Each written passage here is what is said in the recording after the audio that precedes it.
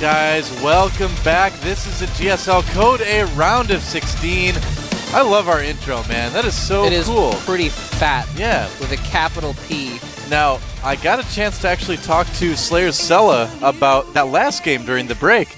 Yeah. And I'm like, well, what do you think a Zerg should do on that map now? And he's like, well, you get early roaches, and you also send your third overlord down to scout the gold. And I'm like, yeah, it's a good idea. He made a good point that if he'd caught that gold base earlier, he would have been able to do something about it theoretically earlier.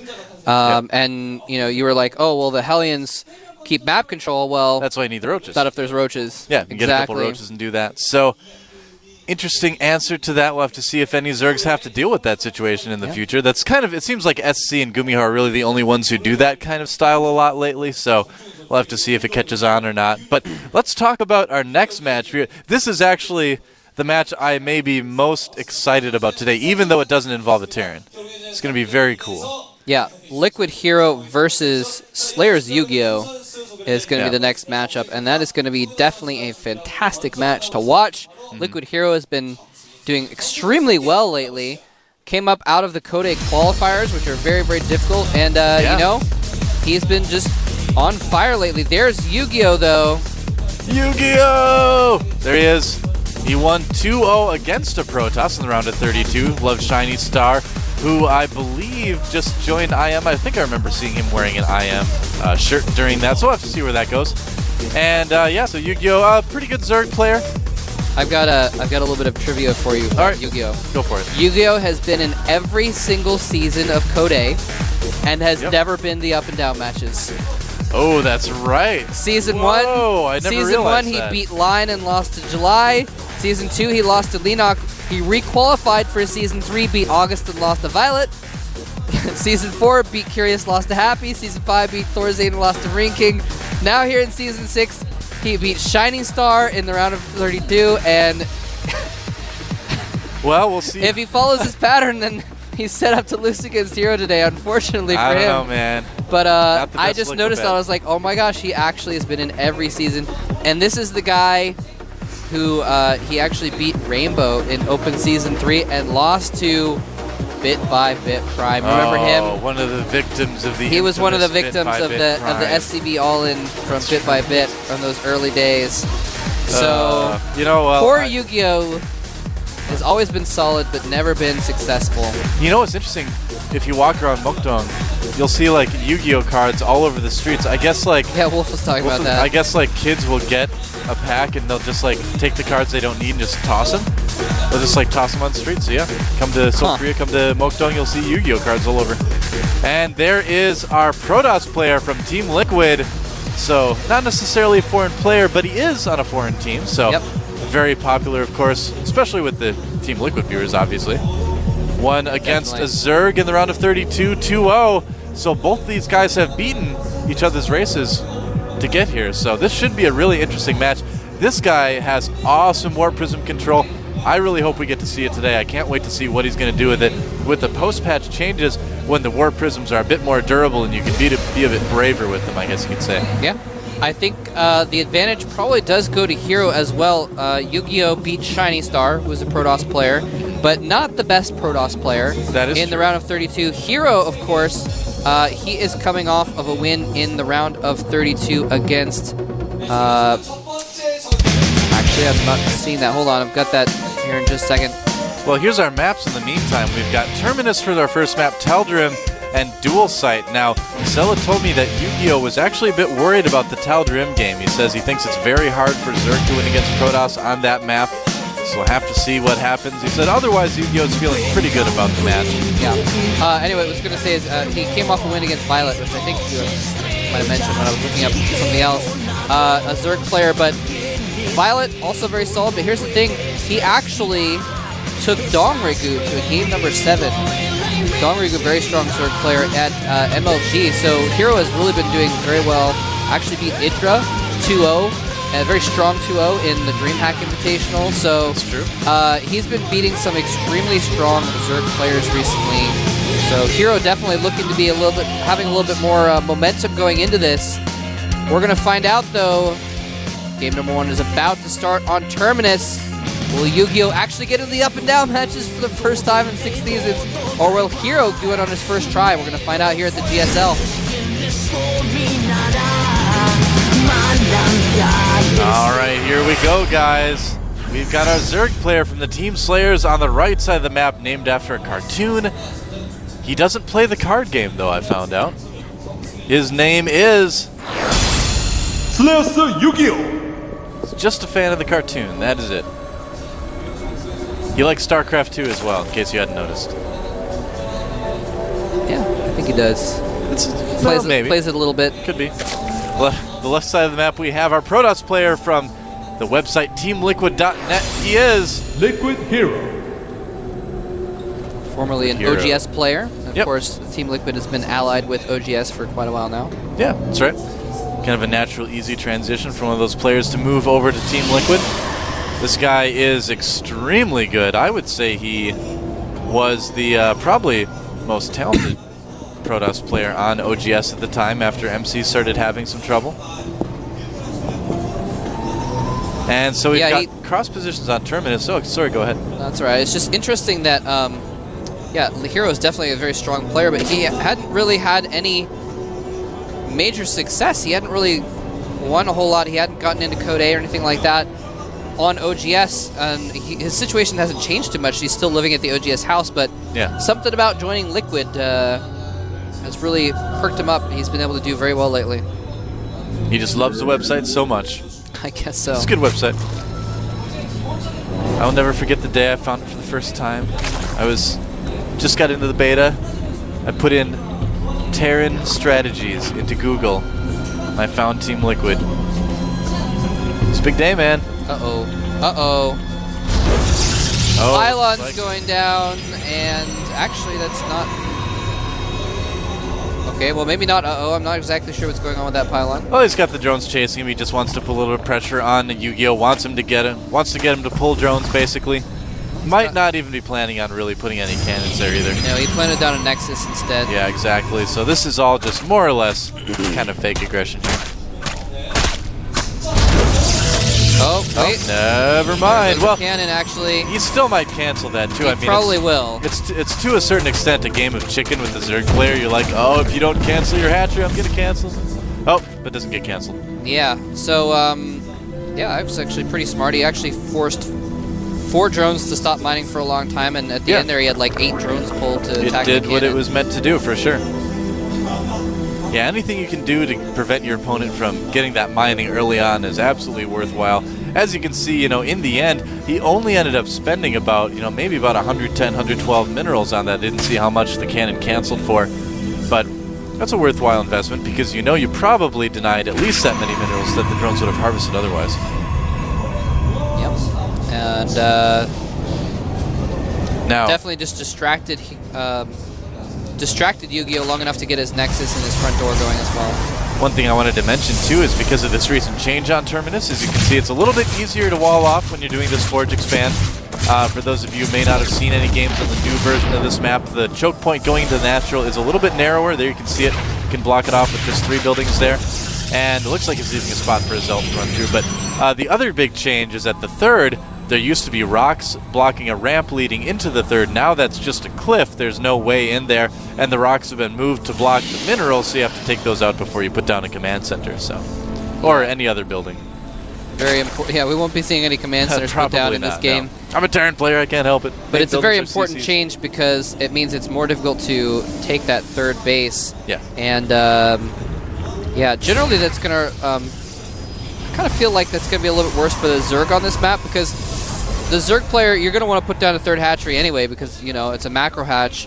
You're going to need one of those at some point once you get fully saturated. So it's really easy to just take that 3rd base and have that set up anyway, and hold that thought because there are half dozen roaches now running across the map. They get spotted by a probe. Interesting. So Hero's going to have some chance to prepare for this. Probably going to build a couple more cannons. Builds 1 more cannon there. There is the 2nd cannon. A little surprised he built them so far back. Putting some more, yeah. He's going to need a good amount of those. Wants to be very, very safe against it. Well, I guess he worried about Lings as well, following those up, so never mind. But yeah, he is definitely going to be prepared for this now. So nice scouting there Well, the cannons aren't done yet. We'll have to see. He might be able to hit that forge. No, he's going to go right for the cannon, I guess, but with the second one finishing. A couple Zerglings getting in. They get third picked one off quickly. Yep. And now we actually see why those cannons were farther back. I was underestimating the amount of time it would take for him to get across the map, but this is why I was worried about the cannons being far back, is now they cannot hit those roaches going after his forge. And he's got to be very careful here not to get those units surrounded. He does have a couple force fields on those sentries, but it's still a tenuous situation here. And Roaches can kite Zelts quite easily, too, as you can see as they kill that one. And it looks like there's nothing he can do. He's going to lose the forge, yep. And now the Zerglings have a gap they can run into if he wants to, but I think we're probably going to see YugiOh just go ahead and drone up off of this. Yeah, well, there's so many cannons there. I mean, he'd lose about half those Zerglings running through, so doesn't want to do that. Almost gets the sentry. Takes out something else. And yeah, he's in a pretty good, or he's in a lot of danger of just losing that gateway as well. I mean, with this Stalker coming out, this is going to certainly help quite a bit. And it may even make YugiOh just pull back. Yep, it does. Oh, actually, got to be careful with that thing. Stalker moving Stalkers out. are fragile. Oh, he's get trying in. to surround. Oh! And the Void Ray's out, though, so this will be how it looks like. Does he have any more force fields? He used one at the main, and yeah, now that it's just down to Roaches, it's going to be okay. Doesn't have enough DPS to take out the gateway or anything like that, so yeah, he'll be fine, but really close call there for YugiOh. YugiOh lost a little bit more than he needed to there by going out a little bit farther, but chasing those Roaches, but also then controlled very well in a crisis and didn't lose as much as he could have. Well, at least he didn't die. That's the good thing. Yes, that's true. Yeah, I mean, when you lose that forge, it becomes very, very dangerous. But, you know, YugiOh responded appropriately. He put down enough cannons. He knew he was going to lose that one at the front. So well played by YugiOh. A nice little move by YugiOh, too, to try to make that work. It was pretty close. Looks like an infestation pit and a Hydra Den on the way as well for YugiOh. Yep, very smart to get that Hydra Den. With that Stargate in play, he knows there's at least one Void Ray out. Now he knows there's two Void Rays out. And following up with Phoenixes to join those Void Rays as well. So if you're not careful, if you don't have at least a bunch of Queens, if you don't have enough anti-air, that can just kill you. Yeah, has YugiOh gotten an Evolution Chamber yet? I haven't looked at his base in a little while. He does not have an Evolution Chamber, no. Okay. Does have a couple Queens He's got 3 Queens, though. No Transfuses, though, on those Queens. YugiOh will have to be careful with this. He's just got enough energy for 1 Transfuse. Yeah. But, yeah, he does have to be careful. And he's got a couple Queens out. That's going to help a lot, like you mentioned. A couple Phoenixes are out for YugiOh as well, so that's going to help him out a lot. Yeah, the Hydras are out now, though, so it's not going to be too difficult to defend now.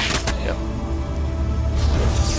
In terms of supply, looks like things are about even. Actually, they're exactly even right now. 91 to 91. Oh, and a Nidus Worm on the way for YugiOh. I love this stuff. YugiOh actually took a pretty quick third as well, so his unit count is going to be a little bit lower than it would normally be at this point in the game. So if those Hydras can bust into the main when all the air units are out of position for YugiOh, they could actually do some decent damage. Yeah, and he's got a very short timing for that. Here comes the Nidus. And there's the Nidus Worm. Oh, this could be huge. I don't think that YugiOh knows about it yet. No, he does. It's barely in range of the pylon vision. Oh. And this isn't going to do a whole lot. Oh, but the Hydras are coming out, and if he kills the... Oh, he kills the Nidus when only half the Hydras were out. Yep. And that is actually huge. Yep. Because then he just lost the Hydras for free and didn't do any damage, and now he's sitting without a third base. Well, YugiOh did have to cancel his third, so that does help YugiOh as well. So, I mean, overall, that just went really good for YugiOh. Yeah. I mean... That was a really good timing for YugiOh. Before Colossus started coming out, those Hydras are going to be so much more effective. But now, any attacks that YugiOh can make, the Colossus will be out, and the Hydras will not be nearly as effective. Mm-hmm. That would have been huge. He had a lot of Hydras. He actually still has 7. So he would have had about 15 Hydras and a bunch of Zerglings. That could have killed YugiOh, or at least taken out a base, but instead he did no damage. Well, first Colossus is out right now for YugiOh as well, so we'll be switching into that scary Protoss Colossus Void Ray Death Ball here. And yeah, doing a good job of scouting around his base, making sure he cleans up all of the Overlords to make sure that Nidus Worm isn't going to be a factor again here. And he may be able to cause a cancel on the hatchery again. You can see how he's kind of moving his Void Rays to get away from the Hydras, so he wants to be careful not to take any damage on those at all. Where are the Hydras going? I don't know, man. They just kind of gave up. The Hydras, what is he Break time. doing? The Hydras went down there and then just left. The hatchery is getting down in health. He's just going to target. Oh. Whoa. Hero's going to lose a Void Ray. Almost loses it. Almost He's lucky there was no He creep saved there. that. But if he'd stayed, he probably could have targeted down that hatchery. It's close though. But the Phoenix is coming and picking off a Queen in the meantime, while the Hydras are at the opposite end. And YugiOh has horrible response times in this game. The Hydras are just chilling in the third now. Yeah, I'm not really sure what YugiOh is doing exactly. I mean, I don't know. He's not really responding with those Hydras. No, this is Infestors are out now, but YugiOh is just not responding very well to anything. I wonder if he's almost given up on this game after that failed attack. And there's the Warp Prism speed upgrade coming out for Hero, and he's got a Warp Prism as well. Hooray. Warp Prisms, of course, the change with those is that they're up to 40 health and 100 shields, rather than just 40 health and 40 shields, I believe it was before. So they're a bit more durable. And I'm trying to find the Warp Prism. I don't see it. Yeah, I heard the sound of a Warp Prism picking something up. Yeah, I heard it too. I swear I did. It's somewhere. Lurking. It's fast. Oh, it's going to be fast in a second. Oh, there it is. It's at the bottom of the map. Yeah. It's see not that fast blue dot down there at the bottom. Warp Prisms get so fast after that upgrade, too. You're going to leave Medivacs in the dust, that's for sure. Yeah. YugiOh, as you can see here, producing a lot of Spine Crawlers. You know, he's going to need to play really defensive against this push, I suppose, but Colossi can outrange Spine Crawlers. Oh, no! Fungal and the Hydras to follow up. Another Fungal. He's going to kill all of them. Yeah. That's kind of hilarious, picking up one of them in the midst of it. But that doesn't help as much. And there's the Warp Prism in the main of YugiOh. Yep, Zealots warped in. Take out that Queen. Fungal and the Zealots preventing them from doing some damage, but here's another Warp in. Oh Look at that. That is a lot of Zealots, man.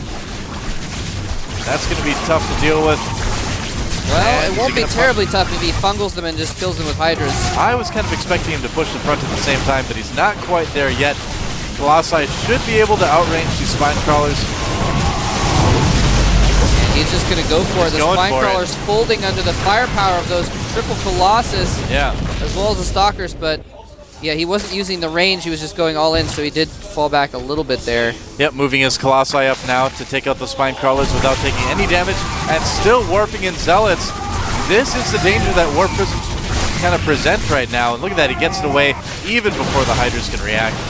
But those Spine Crawlers did buy enough time. He has to worry about his front now, though. Here he comes, he needs to get some really good Fungals off. Oh, great nice. Force Fields. Dividing and conquering that army a little bit, taking out all the Zerglings and leaving everything else for later. Roaches, or rather Hydras, die so fast to Colossi, too. It's a tough situation for YugiOh right now.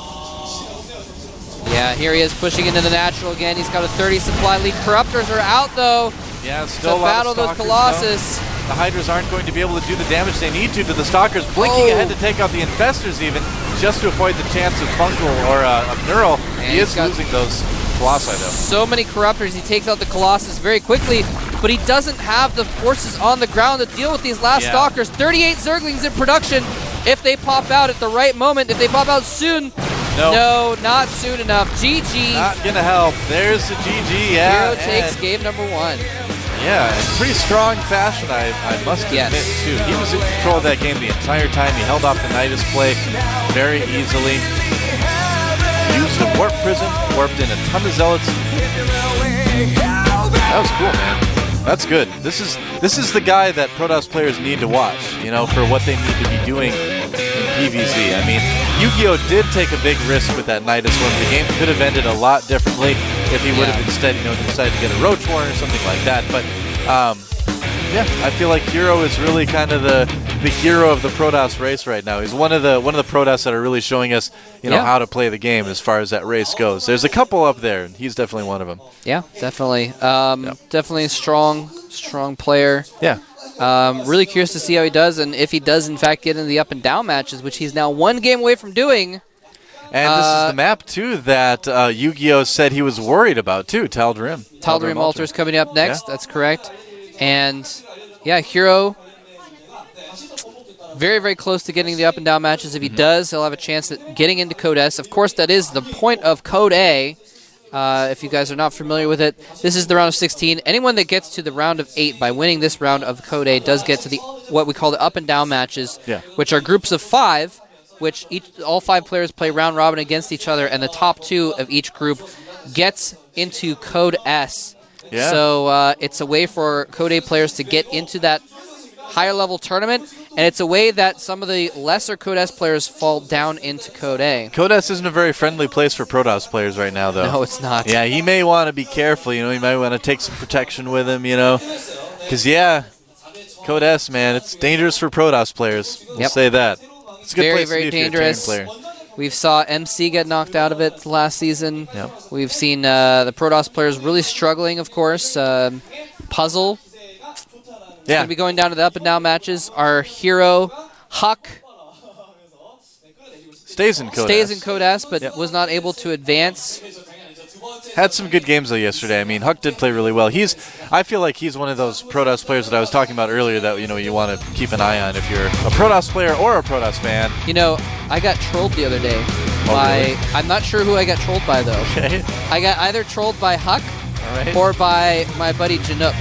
Oh. Shout out to Janook, by the way. Janook was like, oh yeah, say hi to Huck, he's an old friend of mine. I was like, hey Huck, your old friend Janook says hi, and Huck's like, I don't know who that is. Oh. So, I think I'm not sure who trolled me, but I think it was Janook that was the troll. Anyway, that doesn't matter at this point in time because Hero is the person playing, and he's going to be playing on Tal'Darim Altar for a chance at the up and down matches against Yu-Gi-Oh! We're going to find out in just a minute what's going to happen here at the GSL Code A.